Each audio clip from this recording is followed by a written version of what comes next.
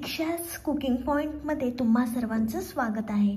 आज आपण बनवणार आहोत गावठी गवारची सुक्की भाजी, जी तुम्ही मुलांच्या टिफिनमध्ये सुद्धा देऊ शकता।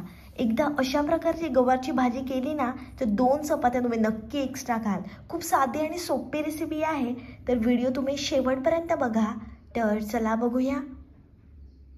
आपल्याला गवार अशा प्रकारे निवडून घ्यायची आहे आणि ती 2 वेळा स्वच्छ धुवून घ्यायची आहे आणि बटाट्याचे काप करून घ्यायचे आहेत। एका भांड्यामध्ये तेल छान आपण गरम करणार आहोत आणि मग त्याच्यामध्ये आपल्याला बारीक कापलेला कांदा टाकायचा आहे। लालसर रंग येईपर्यंत कांदा छान आपण परतून घेणार आहोत। जोपर्यंत कांद्याचा रंग बदलत नाही तोपर्यंत आपण कांदा छान परतून घेतला आहे। मग त्याच्यामध्ये आपल्याला अर्धा चमचा हळद टाकायची आहे, 2 चमचे घरगुती लाल मसाला टाकायचा आहे आणि तो आपल्याला परतून घ्यायचा आहे। एकदम सोपी रेसिपी आहे, 10 मिनिटांमध्ये तयार होते। जर तुम्हाला टिफिन बनवायला उशीर झाला असेल तर अशा प्रकारे तुम्ही गवारची भाजी बनवून टिफिनला देऊ शकता। आता आपल्याला त्याच्यामध्ये स्वच्छ धुवून घेतलेली गवार टाकायची आहे, ती सुद्धा छान आपण परतून घेणार आहोत।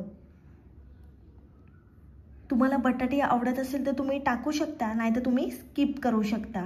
छान आपल्याला परतून घ्यायचे आहे मसाल्यामध्ये गवार। फ्लेम आपण मीडियम ठेवणार आहोत। छान गवार परतून घेणार आहोत। 5 मिनिट छान गवार आपण परतून घेतली आहे। आता त्याच्यामध्ये आपल्याला 1 छोटा चमचा गरम मसाला टाकायचा आहे। छान आपण परतून घेणार आहोत मसाला।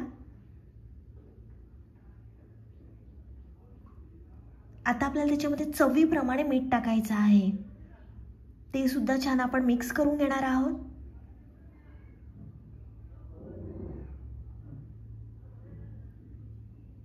छान मिक्स करून झाला आहे। आता आपल्याला त्याच्यामध्ये 2 चमचे साखर टाकायची आहे।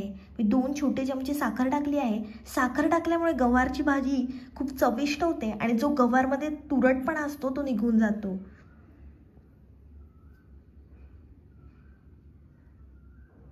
आता आपल्याला थोडंसं हिंग टाकायचं आहे गवारच्या भाजीमध्ये।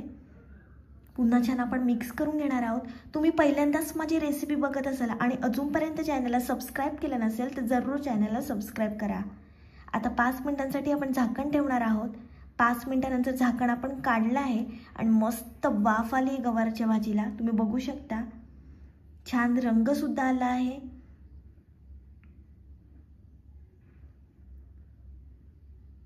प्रत्येकाची गवारची भाजी बनवण्याची पद्धत वेगळी असते, पण तुम्ही अशा पद्धतीने गवारची भाजी एकदा करून बघा, चव विसरणार नाही अशी भन्नाट रेसिपी आहे।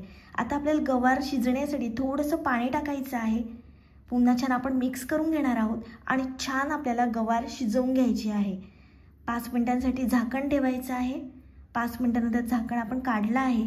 छान दणकून वाफ आली आहे।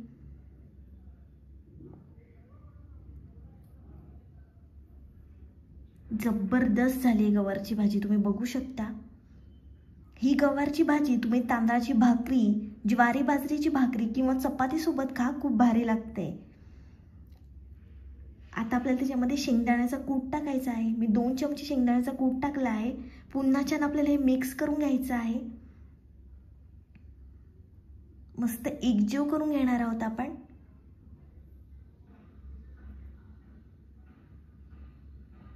थोडंसं गरम मसाला टाकायचा आहे।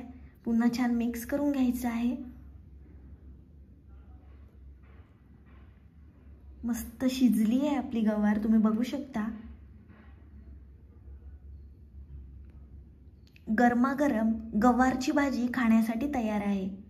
ही रेसिपी तुम्ही जरूर ट्राय करा आणि माझी रेसिपी आवडली असेल तर व्हिडिओला लाईक, कमेंट, शेअर आणि चॅनलला सबस्क्राइब करायला विसरू नका।